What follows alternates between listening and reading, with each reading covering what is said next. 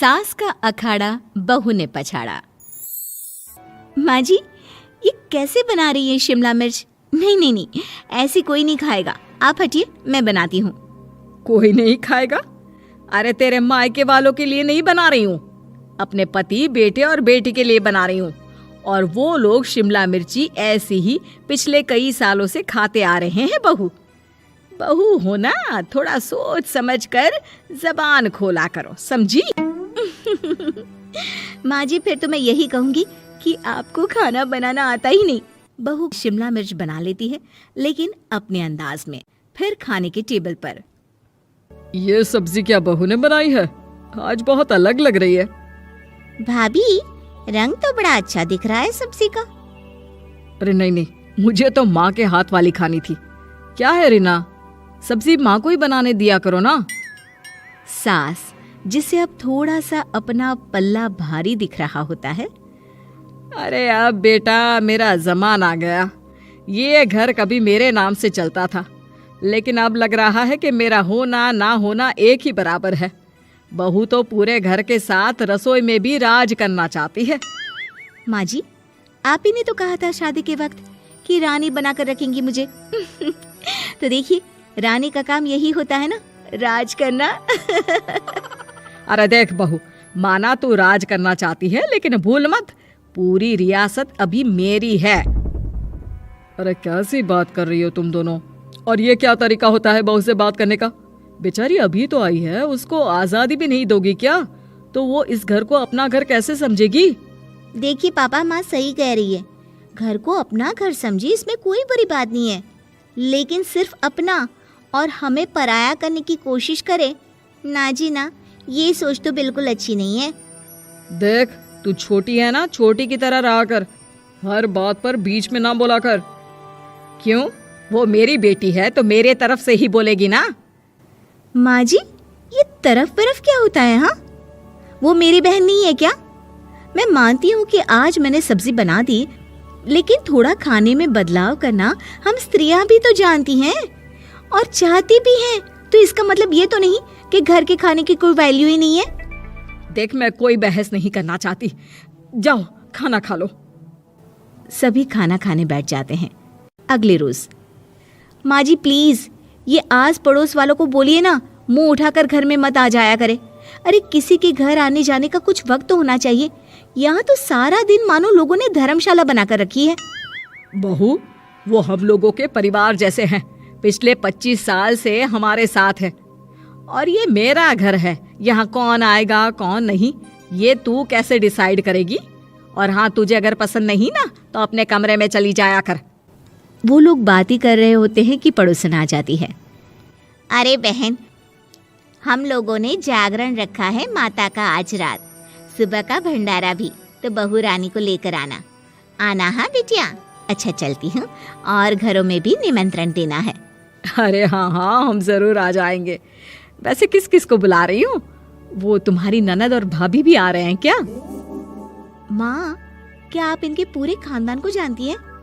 अरे भाभी ने ही तो मेरी ननद की शादी की पूरी तैयारियां कराई थी, और मेरे मायके में भी पापा की मौत के बाद वहाँ रहकर इन्होंने ही मुझे संभाला था।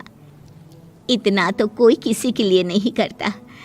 अच्छा, मैं ना फल दे जाऊंगी, काट देना भाभी, मैं दूसरे काम पूरे कर लूंगी। मेरी तो तबीयत खराब है माँ जी, आप ही काट देना सारे फल। मैं रात का खाना भिजवा दूंगी, परेशान ना होना। हाँ? अरे नहीं नहीं, हम लोग बना लेंगे, 4 लोगों का खाना तो बनाना है। अरे नहीं नहीं, आप फल पर लग जाओगी, और बहू की तबीयत भी ठीक नहीं, खाना मैं ही भिजवा दूंगी। पड़ोसन चली जाती है और सास बहू की तरफ देखती है। देखा, जिसे तू धर्मशाला बोल रही थी वो कितने अपने हैं। हाँ माँ जी, आप उनका काम कर रही हैं, उनके जागरण का प्रसाद तैयार कर रही हैं, तो वो क्या इतना भी नहीं करेंगे आपके लिए? ओहो, तुझसे बहस क्या करना बहू। तभी बहू की माँ आ जाती है। अरे बहन जी, बेटी से मिलने का मन किया तो बिना बताए ही आ गई, बुरा न मानना। ये मत समझना कि ये मेरा घर नहीं, कोई धर्मशाला है। अच्छा अच्छा, तो ये घर पर आए मेहमानों को घर नहीं धर्मशाला वाला समझाने वाली आप ही हैं। वैसे आपको खुशी होगी कि आपकी बेटी के संस्कार भी ऐसे ही हैं। अरे माँ, किन बातों को सुन रही हो? आओ अंदर आ जाओ माँ। माँ बेटी के साथ अंदर आती है तो उसे अचार की महक आती है। हाय रे, कितनी अच्छी महक है। क्या बनाया है बहन जी? अचार बनाया है। आपकी बेटी बोल रही थी कि आप लोग कुछ अलग तरीके से बनाते हैं। मैं तो बस ऐसे ही। हम लोगों के घर पर तो अचार टिकता ही नहीं है। अरे आता ही किसे है अचार बनाना? लेकिन जैसे ही बेटी माँ को कमरे में ले जाती है, क्या है माँ, क्यों आ गई यहाँ पर? बताकर तो आना चाहिए। अरे कैसी बात कर रही है बेटी? माँ को बेटी से मिलने का मन किया तो क्या माँ नहीं आ सकती? आ सकती है माँ, क्यों नहीं, लेकिन तू ना पूरा खेल बिगाड़ रही है। खेल? कैसा खेल बेटी? मुझे भी तो बता देती तो मैं भी खेल लेती। माँ, जब से शादी करके इस घर में आई हूँ ना, सासू माँ ने मेरा घर का रट लगा कर रखा है। अब मैं ये बताना चाहती हूँ कि यहाँ मैं आ गई हूँ। कोई भी चीज़ जो पहले होती थी वो ठीक नहीं थी, तो मैं उसे परफेक्ट करूँगी। अच्छा, यानी बात सिंहासन की है कि पहली रानी को उतारना है। हाँ माँ, तुम्हें जो समझना है समझो, लेकिन बात तो यही है।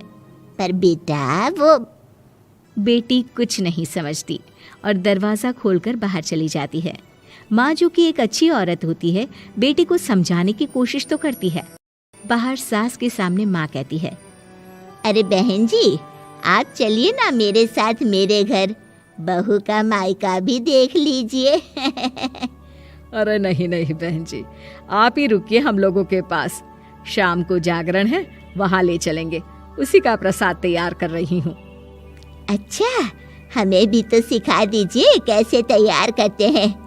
अरे कैसी बात कर रही हो माँ, कितने जागरण करवा चुकी हो तुम? देख बेटी, एक बात गांठ बांध ले, हर बेटी माँ के घर जो होता है वो देखती है, लेकिन सीखती वो सास के पास ही है।